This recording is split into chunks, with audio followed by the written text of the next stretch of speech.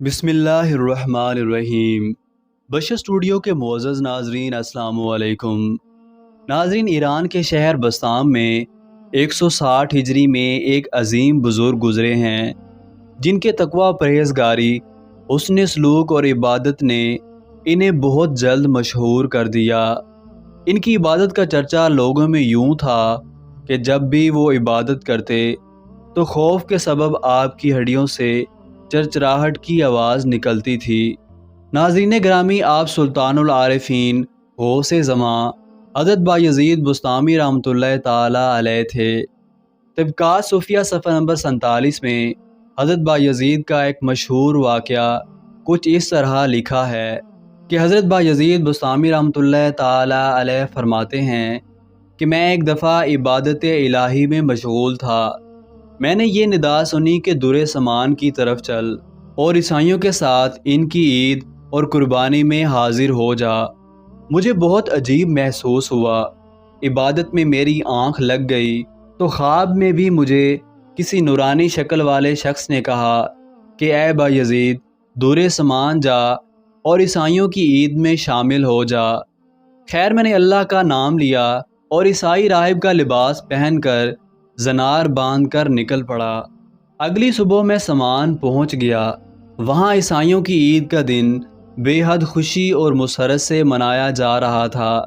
यहाँ पर एक बहुत बड़ा इज्तिमा मुनक्कद किया गया था जहाँ पूरे मुल्क से ईसाई राहिब अपने बड़े पादरी की मजलिस सुनने के लिए जमा थे। हज़रत बायज़ीद बुस्तामी रहमतुल्लाह ताला अलैह फरमाते हैं कि मैंने भी चौंका राहिब का रूप धार रखा था और बिल्कुल उन जैसा ही दिख रहा था, इसलिए मैं भी उस मजलिस में बैठ गया। जब बड़ा राहिब मजलिस में आया और मिंबर पर बैठा तो हर तरफ खामोशी छा गई। लोग दूर दूर से इस राहिब की मजहबी बातें सुनने के लिए जमा हुए थे। बड़ा राहिब जब बोलने लगा तो ज़बान लड़खड़ाने लगी।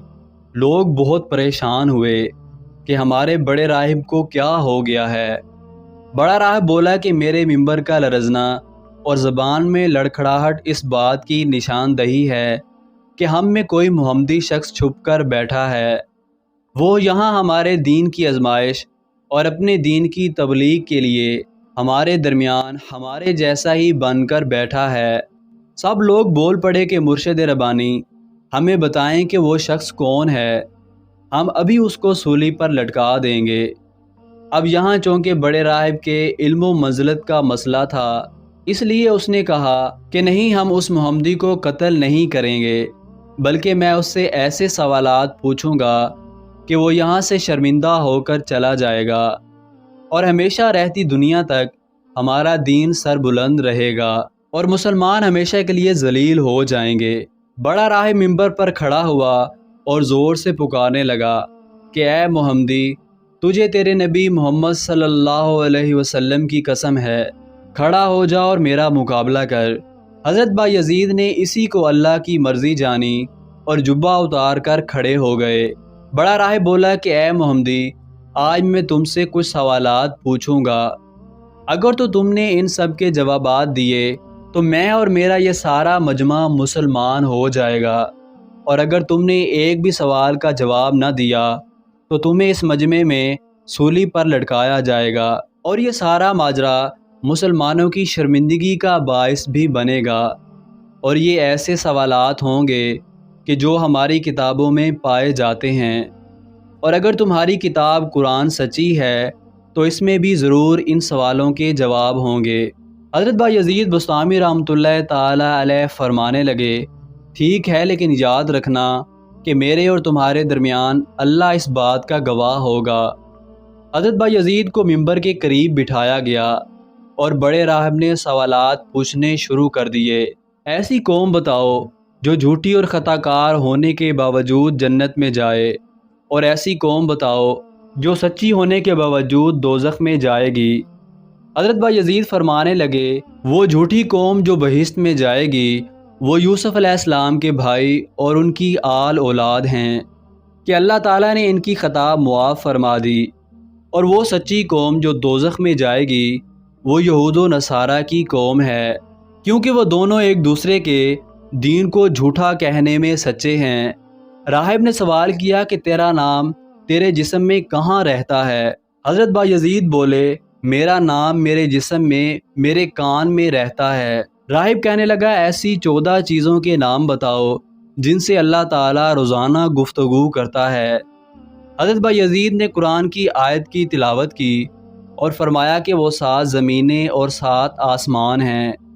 راہب نے سوال کیا کہ وہ کون سی قبر ہے جو مقبور کو لے کر چلی ہو؟ آپ نے فرمایا وہ حضرت یونس علیہ السلام کو نگلنے والی مچھلی ہے۔ راہب بولا بغیر روح کے سانس کون لیتا ہے؟ حضرت بایزید فرمانے لگے کہ وہ صبح ہے جو بغیر روح کے سانس لیتی ہے۔ راہب بولا ایسا پانی بتاؤ جو نہ آسمان سے اترا اور نہ زمین سے نکلا ہو۔ حضرت بایزید فرمانے لگے کہ وہ گھوڑوں کا پسینہ ہے جسے ملکہ بلقیس نے حضرت سلیمان علیہ السلام کی آزمائش کے لیے بھیجا تھا۔ راہب بولا وہ 4 بتاؤ کہ جو نہ باپ کی پشت سے پیدا ہوئے اور نہ شکم مادر سے۔ حضرت بایزید فرمانے لگے کہ وہ اسماعیل علیہ السلام کی بجائے ذبح ہونے والا دمبا، صالح علیہ السلام کی اونٹنی، حضرت آدم علیہ السلام اور حضرت حوا سلام اللہ علیہا ہیں۔ راہب بولا پہلا ناحق خون کس کا تھا؟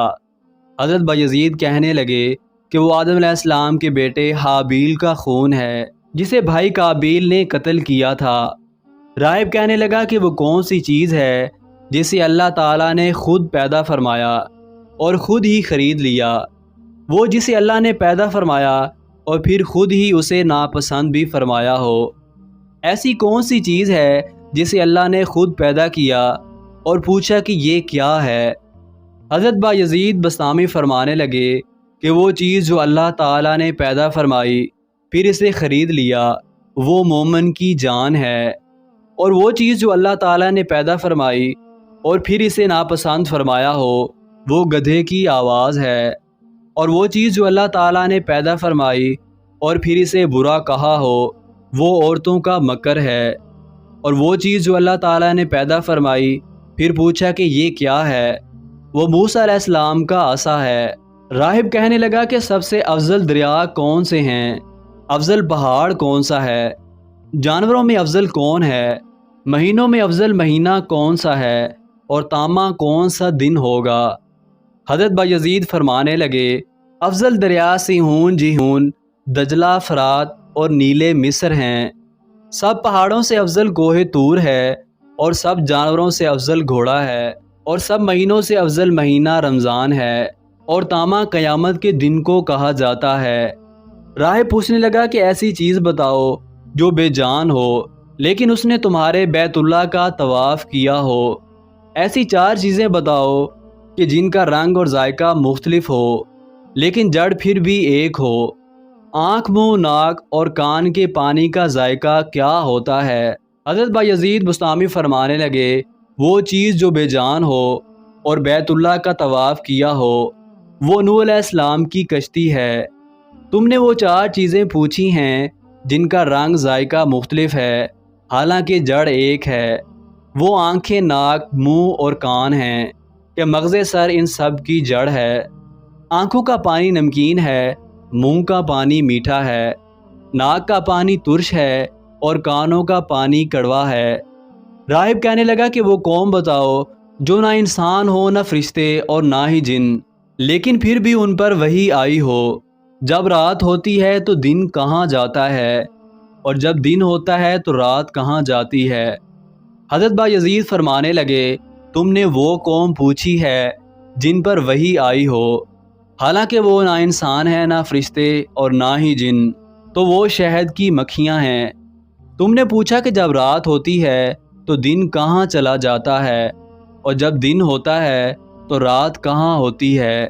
اس کا جواب یہ ہے کہ جب دن ہوتا ہے تو رات اللہ تعالیٰ کے غامض علم میں چلی جاتی ہے، اور جب رات ہوتی ہے تو دن اللہ تعالیٰ کے غامض علم میں چلا جاتا ہے۔ اللہ تعالیٰ کا وہ غامض علم کہ جہاں کسی مقرب نبی یا فرشتے کی رسائی نہیں۔ ان سوالوں کے جواب سن کر عیسائی کا بڑا راہب خاموش ہو گیا، تو حضرت بایزید فرمانے لگے کیا تمہارا کوئی سوال رہ گیا ہے؟ راہب نے گردن جھکا لی اور کہنے لگا کہ نہیں، میرا کوئی سوال باقی نہیں ہے۔ مجمع پر خاموشی چھا گئی۔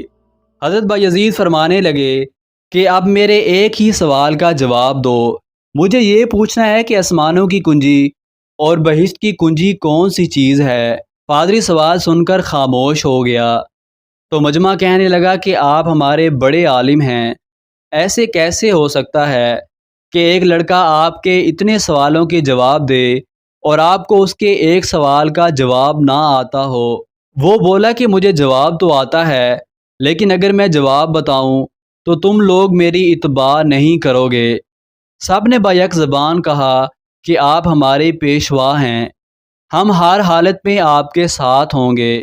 تو بڑے پادری نے کہا کہ آسمانوں کی کنجی اور بہشت کی کنجی کلمہ طیبہ ہے، تو سب کلمہ پڑھ کر مسلمان ہو گئے۔